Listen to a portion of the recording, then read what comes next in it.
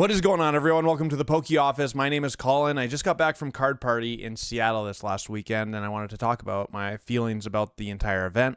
I actually went to both card parties this year as a vendor. So I was down in Tampa Bay in Florida. That was end of June in 2025, and now just the first weekend of October was Card Party West in Seattle. And so, yeah, just want to share my thoughts on the matter. If someone from Card Party is watching this somehow, then you can hear my thoughts on it. And if you are thinking about going to Card Party, or if you were at Card Party, maybe you can relate and see. Or, I mean, there's so much to be like connected between regular card shows and Card Party. It's a lot of the same stuff happening all the time. So there's lots that I absolutely loved about it. First of all, Seattle's a lot easier for me to get to. I live on the west coast of Canada, so it took me like 6 to 7 hour drive to get there. Me and my buddy Josh went, and that's way easier than Florida. Obviously, it's like by the time we get on the planes and stuff to Florida, it's a 12 to 14 hour day plus the time change. So Seattle's a lot easier. So first and foremost, we got there Thursday night late. It was a really nice hotel that the event was nearby, and the Card Party rate was really awesome. So that's all sweet. And then we get set up on the Friday morning. We go over there at 10 o'clock. We had actually gotten the email on Thursday as I was about to leave. And part of the email said that the case company, the people who'd rent out display cases, had sold out. And I mean, that created an absolute chaos Friday morning, because me, Josh, both didn't have display cases, but also the group that I was sharing like the half section with also didn't have cases because we're all from Canada and it's a bit of a mess. Anyways, so we tried about going to find some cases. No one in the actual venue had them. And so then I got in the car and started driving around to like Home Goods and Michael's trying to find different display cases. I ended up with a bunch of like plastic drawers that were see-through so we could at least cover some cards, and then black poster board with acrylic pieces to go on top of the cards, which ended up working out fine. But man, oh man, it was total chaos, and kind of like it started the weekend on a little bit of a bad foot, if I'm being honest with you, because I mean, yeah, should we have reserved cases early on? Probably, but aren't the case companies there like to provide the service? I mean, it just didn't make a lot of sense. Anyways, no blame. It doesn't make any difference. We ended up making it work, and it worked out fine. And actually on day 2, we both were able to find one case from other vendors in the hall, so it wasn't too bad. But started off with a bit of chaos on the Friday morning. So the actual bad part about Card Party in Seattle this time is that there was 2 rooms that the vending hall was in. I'm going to show you the map here. Okay, so here it is. So the entrance, if you can see my mouse, is down here. And then like you walk into a big room here, and there's a lot of different vending tables and whatnot. It's a big room. And then you have to cross. This is actually like Sky Bridge across the street right here. And then this was our table right here. So it looks like it should be promising, because you have the Rare Candy Versus stage, seating, you have the TCG play area, you have Bulk Alley, all in this secondary room. However, especially on the Friday night, the communication was not done very well. So, I mean, they didn't even have like the big door open right here. They had just the little doors open. So it was very, very slow on Friday night. Lots of people didn't even realize that this room existed. The signage wasn't there. So that was a little bit frustrating. Like Friday, all of us in that back room were thinking to ourselves, is this how the show's going to be? Because it might not be the best. Anyways, Saturday rolls around and the Versus stage starts getting going. The TCG tournaments get going, and Bulk Alley, all the things. So that was good. It got better. It got busier. I still think location-wise, like based on vending all summer long, location-wise really matters.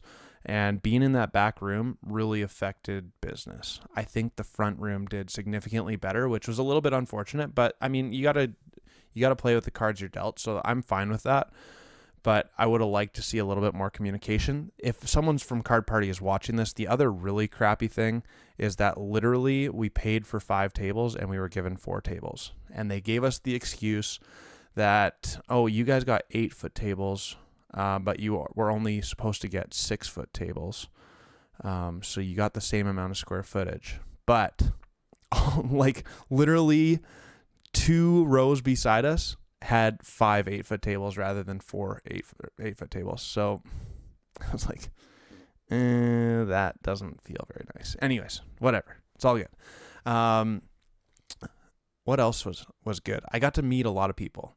So I've been to 3 card parties now. I went to my first one, Card Party 2, as like an actual consumer of Card Party. And then both of them this year, the Tampa Bay one and the Seattle one, I was a vendor. But I've gotten to meet a lot of people that I've had conversations with online. So like I saw Danny Phantom and Papa Blastoise again, and they're always really cool to talk to. I was actually able to help Danny Phantom with his Mega Evolution Master Set binder that he gives away. I gave him quite a few cards from that, which was kind of fun. I got to see Mimic Brew for the first time, and Derek Charon, which was really cool. He's a supporter of mine, so shout out to you, buddy, if you're watching this. That was awesome to meet you. And Mimic Brew as well. That was really cool. I've talked to you lots, but never had actually seen you in person. And to be fair, you're just as weird in person as I expected, and I really appreciate that. So who else did I see? I saw lots of people. Didn't talk to a ton of them, but just because I was behind the table and stuff. And so side note, me and Josh usually have my brother-in-law Kevin at our vending events as well. So there's usually 3 of us, which gives a lot of room to breathe and like, hey, I need to go to the bathroom, so you 2 handle it for a little bit, or I'm going to go get some food, or maybe I'm just going to go for a walk and check out what other vendors are doing. And maybe I'm a little bit overprotective of my stuff, but I just don't like leaving the table with all my stuff there without a couple people behind. So this time it was just me and Josh. Kevin stayed home, and I didn't get a lot of walking around, which maybe made it a little bit of a different experience. I was behind the table a lot of the time, which was still really good, but it just was a different feel for it. So anyways, got to meet a lot of really cool people as always. Like that's what I'm talking about. I'm very extroverted, but I don't like interacting, like starting that conversation. So being behind the table as a vendor is like the perfect case scenario for me, because people come to me and start the conversation. I want to hear what you're chasing after. I want to hear and see what good pickups you've got today. I love nerding out about Pokemon with people. I'm just really awkward and bad at initiating that conversation. So I love vending, like seriously. Who else I saw? PokePair. I hadn't seen them since Orlando Card Party last time, so that was cool to meet up with them as well a little bit. And Chris Klein was there. Crazy. Hadn't seen him in a long time too. So lots good. Started making lots of deals on Saturday, and people were coming around, and I mean, the show got good. The Versus stage started getting busy, and people were just around, and it was overall a really good time. Huge shout out to one of my biggest supporters, Keith MC, was there again. It's the second time I had met him. He was also at the Tampa Bay card party, so that was really fun. We hung out quite a bit.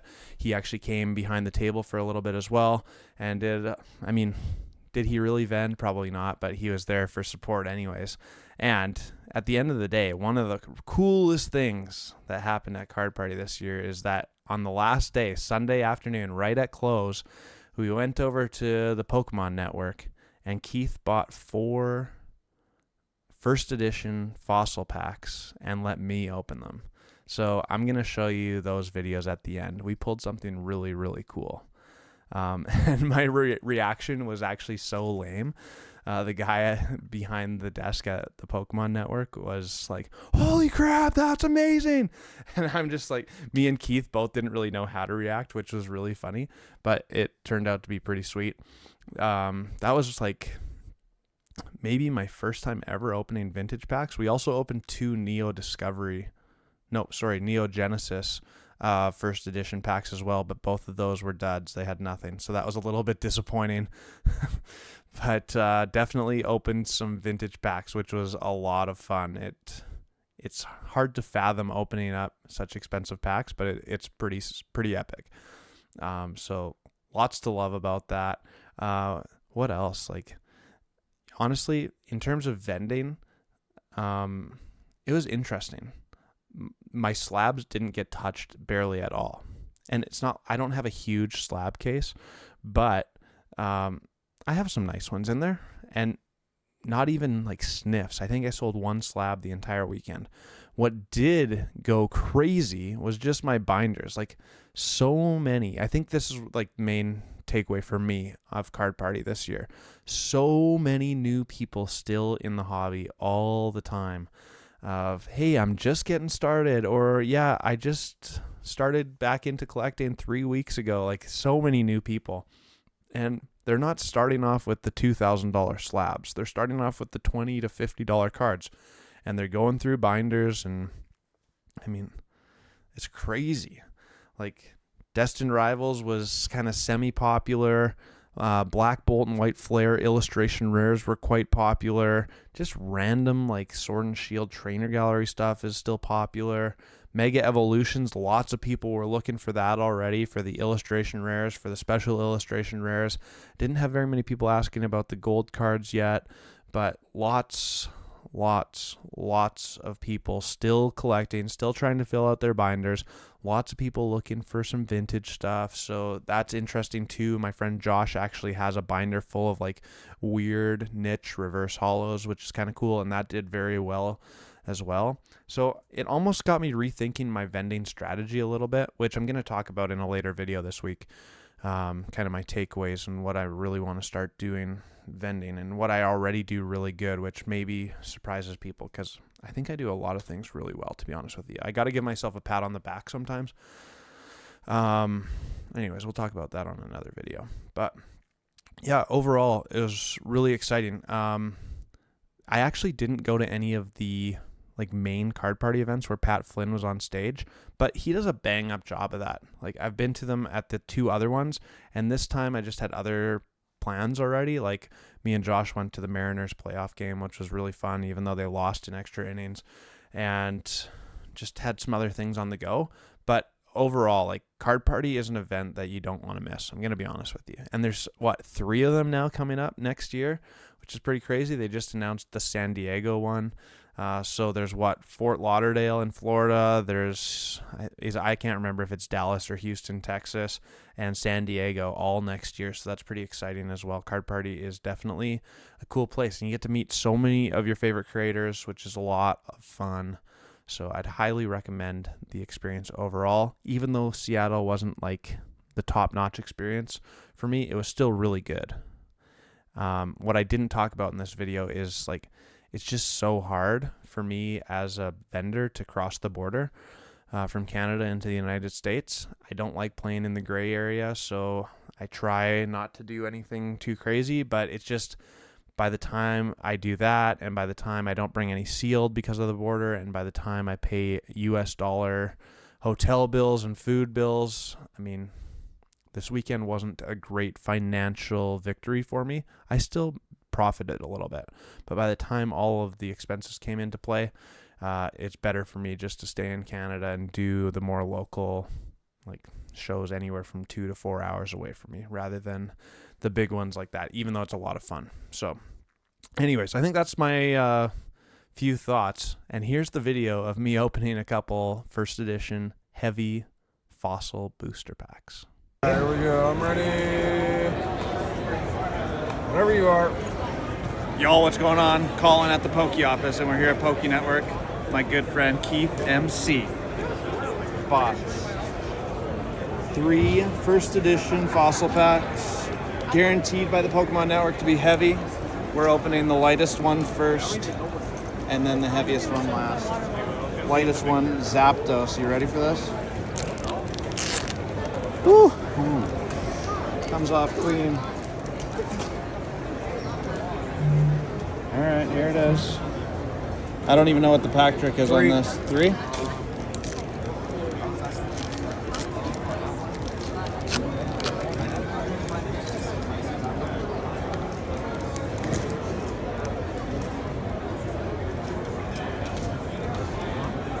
That back's looking pretty clean. All right. Arbok. Magmar, Slowbro, Zubat, Slowpoke, Shelter. That's Gambler, what we're doing right now. Krabby. Is it the error? No, it's not. Kabuto. I think this might be it. I don't know. Nope. Yeah, dude. Next one is. Thoughts? Gengar? Aerodactyl. Ooh. All right. We'll take it. We'll take it. Not bad. Not bad.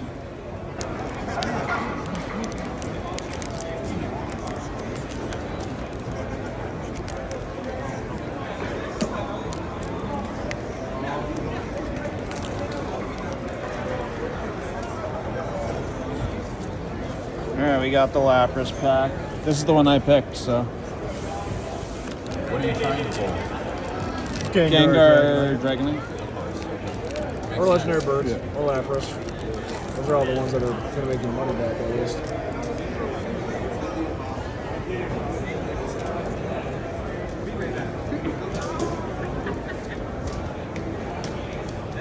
Alright, we got Slowbro, another Magmar, Golduck, Mysterious Fossil, Grimer, Kabuto, Ammonite, Energy Search, Tentacool, Psyduck, might be the last one.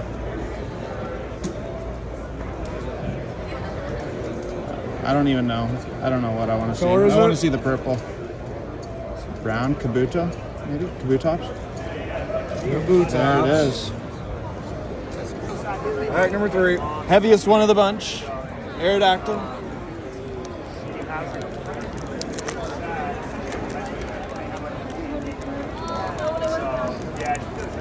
I believe in you, by the way.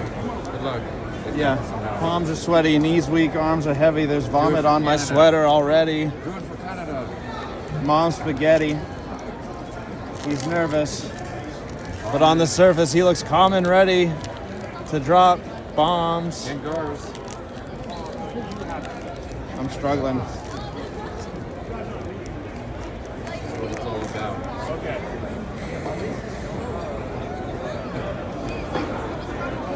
All right. Call it, I'll just sign it for you. It's fine. Amistar. Amistar. Just Sandslash. evaluate it. Arbok. Tentacool. Grimer. Slowpoke. Here, look what's happening. Energy Search. It's a heavy fossil. Psyduck. Guaranteed. Ekans. And in about 1 second, he's going to pull something crazy. It's, you got it, you got it. Oh, it's air. It's the air. It's there. Big error.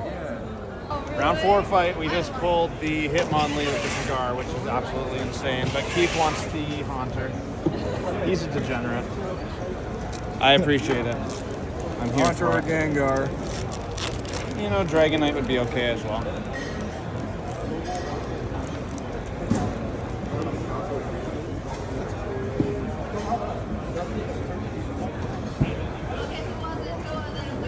Weezing. Graveler. Golbat. Recycle. Shelter. Zubat. Kabuto. Tentacool.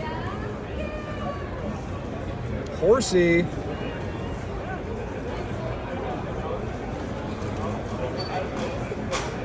Mysterious Fossil.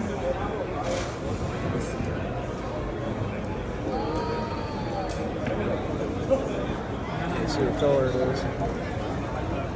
Blue. Articuno. Could be Articuno. Articuno, not bad, not bad. That's the better of the 3 legends.